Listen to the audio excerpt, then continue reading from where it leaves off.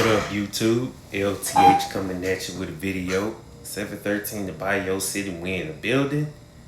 And hey, it's been a while since I last made Rockets content during the playoffs. Last time that happened, they were in the bubble. When they were doing small ball, the small ball lineup with Mike D'Antoni being the head coach at that time. So, as for the first round of the playoffs, the play-in time is over with. Courtesy of the Warriors handling their business against the Grizzlies. It's official that the Houston Rockets will be taking on the Golden State Warriors for the first time since the 2019 playoffs.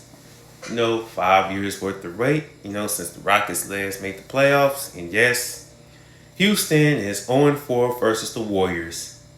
Though I can truly understand 2015 to 2016, courtesy of, the era, young Draymond Green, young Klay Thompson, and young Steph Curry, definitely at their peak for sure.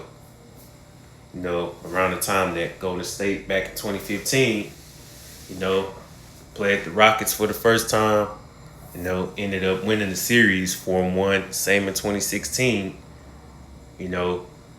4 games to 1. 2016 in the first round and 2015 in the Western Conference Finals, back when Houston made it back to the first conference finals in 18 years. As far as 2018, brutal. Rockets missed 27 consecutive threes upon the time that they was winning by double digits. They could have been blown out, with all them threes they missed in a row. But only by losing by 9 points, And yeah, Harden should have stepped up, along with some other supporting cast such as Trevor Ariza. Had he found a way to score, then Houston goes to the finals to take on LeBron and the Cavaliers in the 2018 finals instead of Golden State. But unfortunately, that wasn't the case. But 2019, lost in 6 games. Steph Curry, Klay Thompson got hot again. They won the series 4-2 without Kevin Durant. Just like Golden State found a way to go back to the finals without Andre Iguodala, in 2018. So it's never easy winning against the Golden State Warriors. Just like it's never easy, beating Lamar Jackson and the Baltimore Ravens for the Houston Texans, who are 0-5 against Lamar Jackson. Just thought I'd throw that out there. But since it's the NBA playoffs, hey, it's a new postseason. Steph Curry still and Draymond still together, and Jimmy Butler is there as well. Playoff Butler, yeah. I understand how dangerous he can be along with Curry. Steph Curry's still breaking hearts. Even at the current age he's at now, Curry still find a way to break hearts. And yeah, last time Golden State was in the playoffs, they won an NBA championship back in 22, against the Celtics. But as far as the Rockets, meanwhile, new identity, new team, first time making the playoffs in the post-James Harden era. I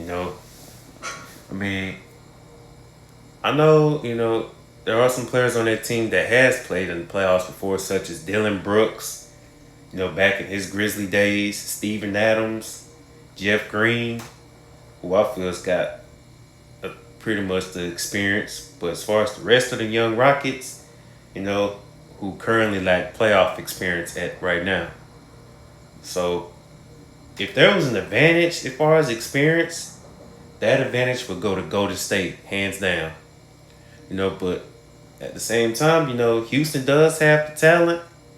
They got the young talent. They got some dogs, but I got to say, so does Golden State. Plus, that's the disadvantage that Houston has is the experience, playoff experience, as far as, the age-wise. But I got to admit, It's gonna be a dogfight, pure cinema. Both teams gonna be playing each other to their limits. And I wouldn't be surprised if this series happened to go 6 or 7 games. And I gotta understand, because of experience, Golden State is favored to beat the Rockets. So as a Rockets fan, a proud Rockets fan, I'm okay with being an underdog, even as a 2 seed. You know, as a 2 seed, I'm cool with being an underdog. It is what it is. But most of our players being healthy and stuff like that, you know, it's not gonna be easy beating Golden State. Knowing how Curry, tends to break hearts in crunch time. And of course Jimmy Butler can't let him get hot either. So what does Houston have to do? They defense they're gonna have to play some efficient defense for sure. You know, you know, especially with Amen Thompson, who locked up Curry last time they played. Yes, in the regular season, but locking up Curry in the playoffs, maybe not the whole series, but it's gonna be a difficult challenge. So not just Amen Thompson, but the whole team got to play amazing, efficient defense. Because we let Curry get hot. I mean, because I am aware of how those last 4 meetings ended. With Rockets losing to Golden State, which has been our kryptonite. So, if you want to beat the Golden State Warriors, slow down Jimmy Butler, slow down Steph Curry. Make the rest of the Golden State players, play basketball. As far as stepping up is concerned. And of course, the offense, got to play two-way ball too, because just like in football, can't always depend on the defense every game. Same with offense. Can't depend on the offense, because when it comes to two-way ball, gotta be willing to play both offense and defense in order to win. And I let me keep it a buck. I'm not sure how far the Rockets will go. I mean, knowing that I understand it's only the first round, but I'm not sure how far this team will go. I mean, not getting my hopes up, not saying they're going to go on this humongous run, but, at the end of the day, I believe in one game and one series at a time. And it all starts with the Golden State Warriors. It's just got to be disciplined too, man. I know Dylan Brooks, he can be a pain in the ass with those technical fouls and playing dirty. Because considering what happened in his Memphis days, in the postseason against the Lakers, trying to injure someone. I mean, you want to play serious, cool, but last thing that dude need to be doing is committing dumbass technicals, But Sengun, I know he ain't got no playoff experience, but got to do his thing. Sengun, Amen Thompson, Jalen Green, Jabari Smith. Like the starting 5, and of course the role players such as Cam Whitmore and Tari Eason. The bench got to be on point too. Because the bench got to be something to watch for in these upcoming series, which begins tomorrow.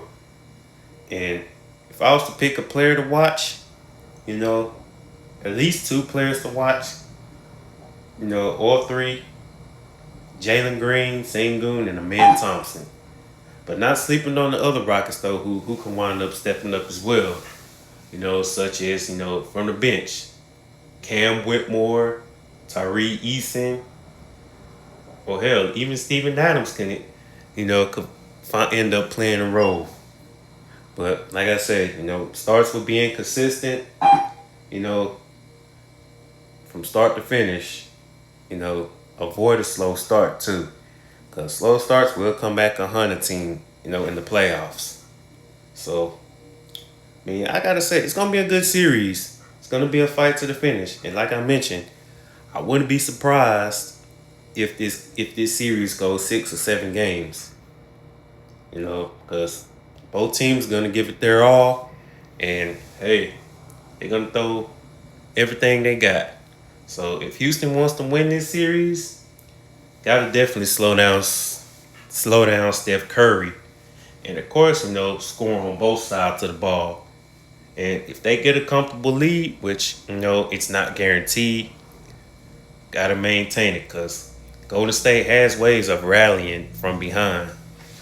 So get a comfortable lead, keep the foot on the gas in an all gas no brakes type situation.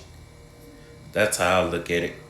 But like I say, it's gonna be good, gonna be fun, gonna be pure cinema.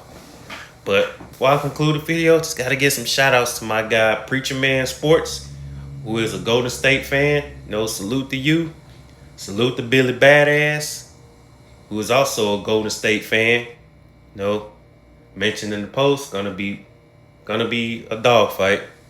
And of course, you know, gotta salute and shout out to Titan Anderson, you know, who supports the Golden State Warriors and Steph Curry. You know, if I shout a child, I gotta say this: may the best team in the series wins. May the best team win. So let's see what happens tomorrow night. So to my next video, let's go Houston Rockets. Go handle business in the postseason. I'm out. Peace. And go Rockets.